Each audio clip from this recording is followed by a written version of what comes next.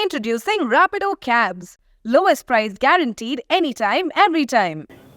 ఈ సినిమాకి ముందు నుంచి బోల్డ్ అండ్ హర్డిల్స్ దాటుకొని పోస్ట్ పోన్ అయ్యి షెడ్యూల్స్ మారి ఆర్టిస్ట్ మారి ఇలా టెక్నీషియన్స్ మారి ఇలా ఇన్ని జరిగినాక ఒక సినిమా రిలీజ్ అవ్వడం దాని మీద మిక్స్డ్ ఒపీనియన్ రావడం అదే అంటున్నాను కదా తర్వాత కలెక్షన్స్ బాగుండడం ఇప్పుడు మహేష్ బాబు గారి రియాక్షన్ ఎలా ఉంది?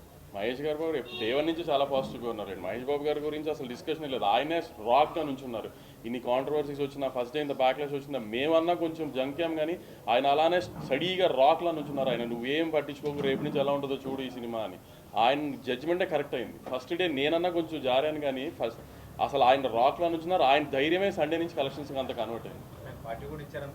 అవునవునండి. అదే he was so confident the film will do very well in families and general audience. అందుకని హీ వాజ్ వెరీ కాన్ఫిడెంట్. ఆయన అంత నుంచున్నారు, దాన్నే సండే నుంచి కలెక్షన్గా రిఫ్లెక్ట్ అయినాయి. నేను అదే అన్నాను కదా రఘు, ఎందుకు ఇంత బ్యాక్లాష్ వచ్చింది, నెగిటివ్ ఫస్ట్ నుంచి సినిమా మీద వచ్చింది తెలియదు.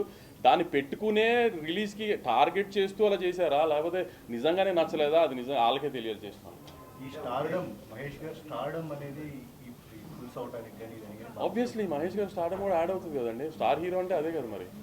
ఆబ్వియస్లీ హీరో గారు స్టార్డమ్ యాడ్ అవుతుంది. హీరో గారిని చూడడానికి ఫ్యామిలీస్ బయటకు వస్తారు.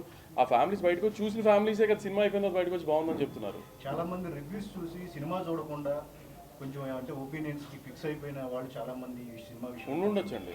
దానికి మహేష్ ఎనర్జీ గురించి మహేష్ ఫస్ట్ టైం కొంచెం మాస్ గా గానీ